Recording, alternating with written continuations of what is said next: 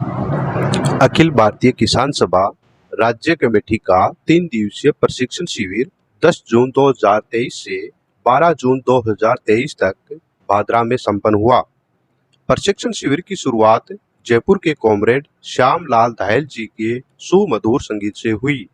शिक्षक के रूप में किसान सभा के राज्य अध्यक्ष पेमाराम जी, राष्ट्रीय उपाध्यक्ष अमराराम जी और राष्ट्रीय महासचिव विजू कृष्णन ने शिक्षक के रूप में प्रशिक्षण दिया।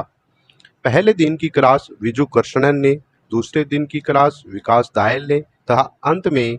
तीसरे दिन राष्ट्रीय उपाध्यक्ष अमराराम जी ने शिक्षक के रूप में प्रशिक्षण दिया। शिविर में देश में उत्पन्न कृषि संकट तथा समाधान, एमएसपी गारंटी कानून लागू करवाने, फसल बीमा क्लेम, महंगाई और बेरोजगारी सहित तमाम मुद्दों को लेकर शिविर में चर्चा हुई। अंत में प्रेस कॉन्फ्रेंस के दौरान अमराराम जी ने क्या कहा, वीडियो को पूरा सुने। चैनल को सब्सक्राइब करना ना भूलें ताकि क्षेत्र की तमाम खबरें आप तक पहुंचा सकें।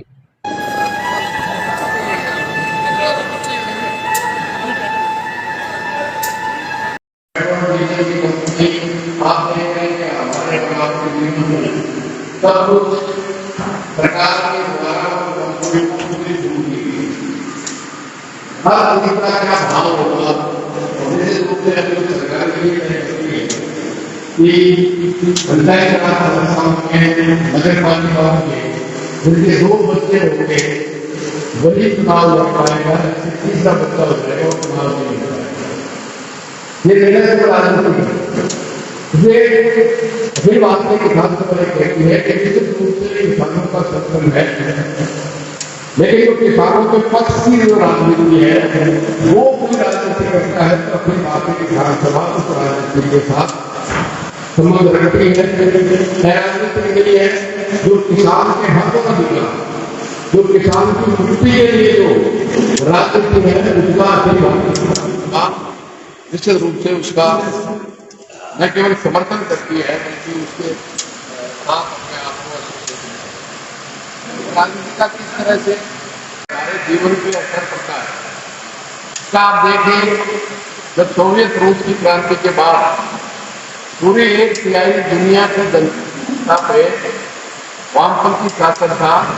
तो पूरे साम्राज्यवादी अमेरिका और जो पूंजीवादी साम्राज्यवादी देश हैं उनको इस बात के बातें थे कि वो जनता की सुख सुविधाओं के लिए शिक्षा, चिकित्सा, खेती सबके लिए नियंत्रण और सहयोग करने का काम करें, एक सामाजिक सुरक्षा के लिए बाध्य करें, क्योंकि उनको इस बात का डर था कि अगर हमने सामाजिक सुरक्षा और जनता की आवश्यकताओं की पूर्ति अगर हमने नहीं की तो निश्चित रूप से समाजवादी व्यवस्था हो जाएगी। लेकिन आप हम देखते हैं कि जब 1990 में सोवियत रूस का विघटन हुआ, उसके बाद अमेरिकन साम्राज्यवाद पूरी तरह से पूरी दुनिया को अपने कब्जे में और अपने डिक्टेशन से चलाने का काम किया, चाहे वो विश्व व्यापार संगठन के माध्यम से हो और तमाम पूंजीवादी देशों उन नीतियों को, उनकी पूंजी को आने के लिए, चाहे वो वित्तीय पूंजी है, उसको आने में जितने भी पूरी दुनिया में अपने तरह से दूध को जारी रखने में जो भी अवसर थे उनको हटाने का काम है। दुनिया की वित्तीय पूंजीवादी देशों की दुनिया के किसी भी कोने में बेरोक टोक जा सकती है और वो नीतियां उदारीकरण, निजीकरण, वैश्वीकरण की नीतियां इस देश में लागू की गई और दुनिया के स्तर पर भी उसका असर आप और उनके है और उसका नतीजा ये हुआ 90 के नेतृत्व 2008 आते 18 साल में पूरी दुनिया में आर्थिक मंदी का दौर शुरू हो गया, जो आज भी 2023 में क्लास कर रहे हैं जब भी जाए। आर्थिक मंदी का मतलब माल है लेकिन खरीदार नहीं, और जब भी दुनिया में आर्थिक मंदी का दौर आया है निश्चित रूप से व्यवस्थाएं परिवर्तन हुई है, चाहे वो 30-31 में आया है और चाहे 2008 में भी मंदी का दौर आया है, क्योंकि उत्पादन के साधन और पूंजी कुछ मुट्ठी भर लोगों के कब्जे में होती है, तो निश्चित रूप से जब तक वो व्यवस्था, पूंजीवादी व्यवस्था नहीं बदलेगी तब तक इस समस्या का समाधान नहीं होगा। क्योंकि इस मंदी के बाद बड़े बड़े पूंजीवादी देशों में इसका नतीजा आप लोग देख रहे हैं कि अमेरिका जो सरगना है इस साम्राज्यवाद का, उस अमेरिका के बहुत से बैंक दिवालिया घोषित हो गए। बहुत बड़ी निश्चित रूप से बेरोजगारी की संख्या भी हमारे देश में भी 45 साल में सबसे हाईएस्ट बेरोजगारी की स्थिति है। और इन नीतियों के खिलाफ, जिनमें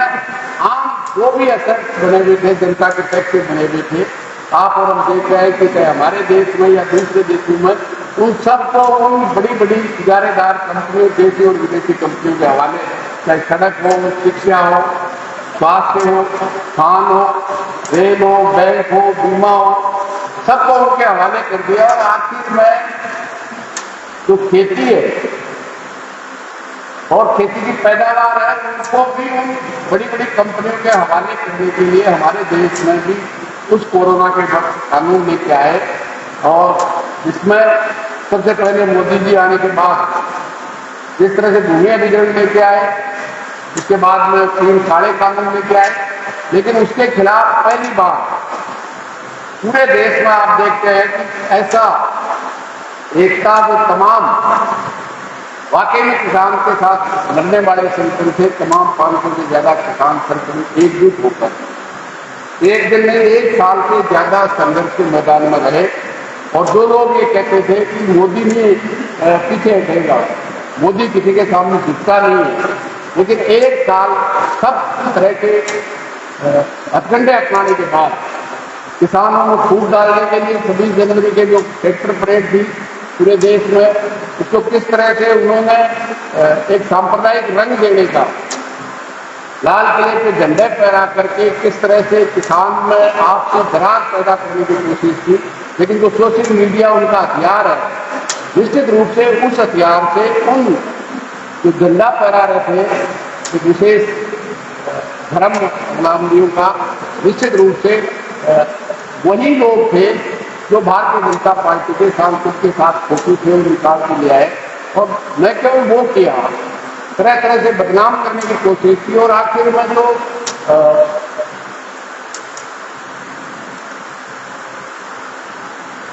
देश के गृह राज्य मंत्री टेनी के आह्वान पे उसके गुंडों ने 4 किसानों और एक पत्रकार को कुचलने का काम किया, जो आज भी उस सरकार में मंत्री के पदे पे बैठा हुआ। लेकिन आखिर में निश्चित रूप से पूरे देश के किसानों के सामने उस नरेंद्र मोदी जो अपने आप को तानाशाह कहता है, जो किसी की सुनता नहीं है, निश्चित रूप से पूरे देश के किसानों से माफी मांगकर उन काले कानूनों को वापस लेने के लिए मजबूर हुआ, तो लागू नहीं हुए और लिखित में समझौता किया 5 खातों के लिए, चाहे 700 से ज्यादा किसान जो शहीद हुए उनको मुआवजा देने का सवाल हो, एमएसपी का सवाल हो, निश्चित रूप से, लेकिन उन पर एक कदम भी आगे बढ़ने का काम नहीं किया। लेकिन ये हम कह सकते हैं कि पूरे देश के किसानों ने इस संघर्ष के माध्यम से उस तानाशाह सरकार को दिखाने का काम किया। और जब देश में निश्चित रूप से जिस वामपंथी राजनीति को हम हमारा राजनीतिक संरक्षण मानते हैं, जब भी उसकी ताकत इस देश में बढ़ी, आप देखेंगे 2004 में सबसे हाईएस्ट राजनीतिक ताकत इनपुट के रूप में पार्लियामेंट के अंदर, तो जब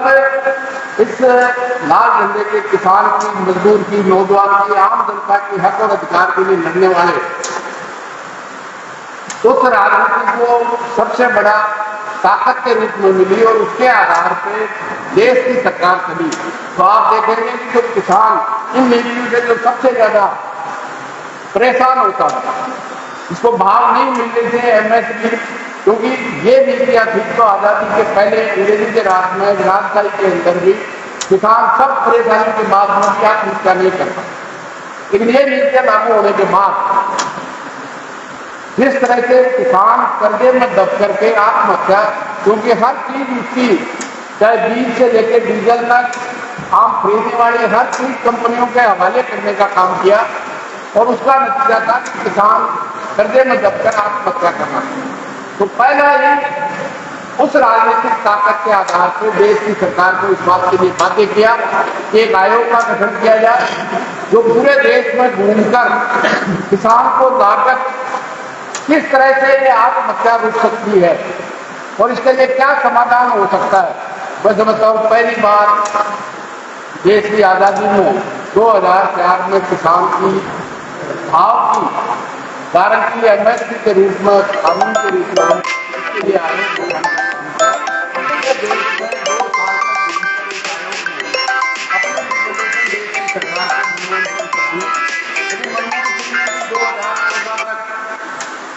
सरकार में रहने के बाद में स्वामीनाथन आयोग की रिपोर्ट को लागू नहीं किया। मोदी 2014 में आया, निश्चित रूप से वायदे सब थे, जो उस जंगलात की जमीन पे निवास करता था, खेती करता था, लेकिन जंगलात के पुलिस से लोग उसको दखल करते थे, प्रताड़ना करते थे, उनके लिए भी वन अधिकार कानून 2006 में बनवाने का काम है। जिस जमीन पे आदिवासी बसा हुआ है, जिस आदिवासी जिस जमीन पे खेती करता है, उसका पट्टा उसको जारी करने के लिए देश की संसद में कानून। तीसरा कानून इस राजनीतिक ताकत के आधार पर तय रूप से जो 25 से 30% और गंगानगर जो हमारा जिला है वहां को अभी 50% वो गांव का गरीब है जो भूमि खेत में मजदूरी करता है, बाकी जगह मजदूरी करता है और वो मशीनीकरण के कारण उसके जो रोजगार के दिन थे सालाना 10 साल मशीनीकरण के कारण निश्चित रूप से घटते जा रहे हैं। उनके लिए पहली बार जब पूरे देश और दुनिया के अंदर निजीकरण, वैश्वीकरण और उदारीकरण की नीतियां लागू की जा रही है अमेरिकन समाजवाद के निर्देशन में, उन हर परिवार जो ग्रामीण क्षेत्र में है उनको 100 दिन की रोजगार की गारंटी मनरेगा के रूप में कानून के रूप में देने का काम ये भले ही है। जब नरेंद्र मोदी आया उस मनरेगा के खिलाफ खूब प्रचार किया, लेकिन उसको समाप्त नहीं कर पाया, लेकिन समाप्त की ओर नहीं आया। अकेले इस बजट में जो आखिरी बजट उन्होंने रखा है उसमें भी 30,000 करोड़ रुपए का कटौती न केवल नरेगा में की है, चाहे वो किसान की हर,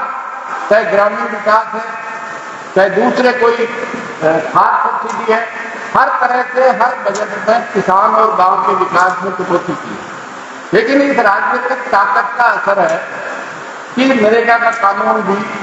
निश्चित रूप से इस लाल झंडे की ताकत के कारण बनाने के कारण उसका हम कितना उपयोग करते हैं और उसका राजस्थान में अगर हम आकलन करें तो 8 और 9 में हर जिले में जो लागू हुई तो आप अंदाजा कीजिए कि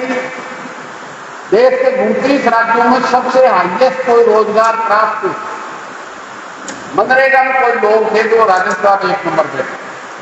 लेकिन इन दोनों पार्टियों की गरीब विरोधी नीतियों का नतीजा है कि आज वो सबसे नीचे वाले नंबर में आ रहे। ये क्योंकि अखिल भारतीय किसान सभा उस गरीब किसान, छोटे किसान के इर्द गिर्द अपनी किसान एकता को, जिसमें धनी किसान भी आज नीतियों से प्रताड़ित है और इस काले कानून के खिलाफ आंदोलन में आप और हमने देखा है कि बड़े बड़े जो धनी किसान है वो भी इस आंदोलन के अंदर शिरकत की। तो मेरा कहने का मतलब है कि निश्चित रूप से 2 तरह की राजनीति, एक तरफ जो हमारी अखिल भारतीय किसान सभा मानती है कि देश में अंग्रेजों को जाने के बाद इस 75 साल की आजादी में इस देश से एकाधिकार भूमि और बड़े इजारेदारों की सरकार है और उसका नतीजा है कि 75 साल में उनकी संपत्तियां बढ़ती जाती है और आम जनता को महंगाई से लूटने का, बेरोजगारी से लूटने का हर तरीका उन्होंने अपनाने का काम किया। ये निश्चित रूप से अखिल भारतीय किसान सभा और तमाम मेहनत कर ये चाहते हैं कि न केवल हम जनता के लिए, उनकी मांगों के लिए संघर्ष निश्चित रूप से करते हैं और जीत भी हासिल करते हैं, देश के स्तर पर भी, प्रदेश के स्तर पर भी उनकी आर्थिक मांगों को लेकर के लड़ते हैं। लेकिन आखिरी लक्ष्य है कि उस मुट्ठी भर लोगों की जो राज सत्ता पे काबिज है,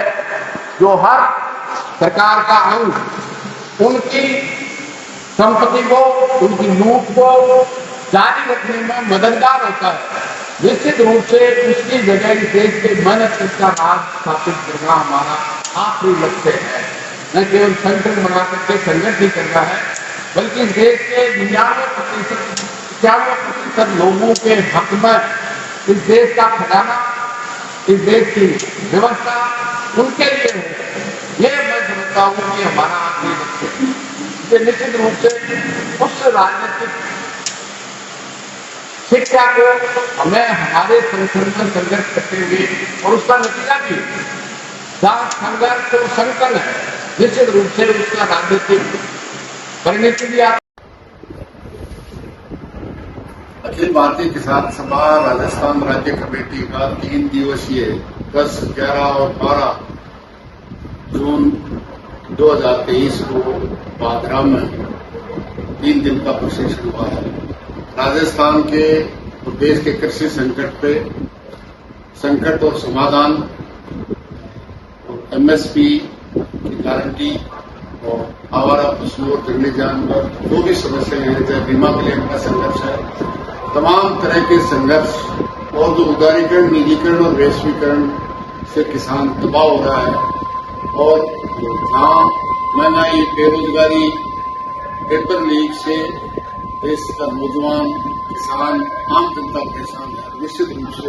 उन पे आगे संघर्ष करने का आह्वान किया है। आने वाली 20 तारीख को जो शीतलहर से फसलें नष्ट हुई, आदान अनुदान राजस्थान की सरकार को 5 महीने के बाद, जबकि स्पेशल किताबी हो गई, सब किसानों के बैंक अकाउंट हैं, लेकिन 5 महीने के बाद में भी किसी किसान से एक नया पैसा भी नहीं डाला है। और राजस्थान की सरकार ने सबसे बड़ा वायदा 10 दिन में सरकार बनने पर सभी किसानों का संपूर्ण कर्जा माफ करने का वायदा किया था, लेकिन पूरा नहीं किया। अब केवल महंगाई रात के नाम से वोट रात का कैंप लगा रही है। तो केवल वोट रात कैंप है, महंगाई रात नहीं है। पेट्रोल, डीजल और रसोई गैस सबसे ज्यादा महंगा है। रसोई गैस 1100 को क्रॉस कर रही है। पेट्रोल, डीजल देश में सबसे महंगा है, जबकि सबसे ज्यादा राजस्थान की धरती बाड़मेर में निकलता है, और बाकी पड़ोसी जिलों में भी क्रूड ऑयल होने का सर्वेक्षण हुआ है। लेकिन सबसे ज्यादा लूट केंद्र सरकार के साथ साथ राजस्थान की सरकार पे अपना सबसे ज्यादा बैट लगाकर लूटने का काम कर रही है। तो इन तमाम समस्याओं के लिए अखिल भारतीय किसान सभा के 2.5 लाख से ज्यादा जो सदस्य हैं, गांव-गांव में किसानों के बीच में जाएंगे, और जिन भी भारतीय जनता पार्टी और कांग्रेस ने चुनाव के वक्त वायदे करके वादा खिलाफी की है, उनको सजा देंगे, और किसानों की आवाज को आगे बढ़ाने वाली राजनीति को आगे बढ़ाएंगे। इसी आशा के साथ आज हुआ है। मैं समझता हूँ जो सदस्यता का, संघर्ष का और 3 दिन में जो शिक्षण लिया है, उसको कराता हूँ और भारतीय किसान सभा के 2.5 लाख करेंगे। इसी के साथ बहुत बहुत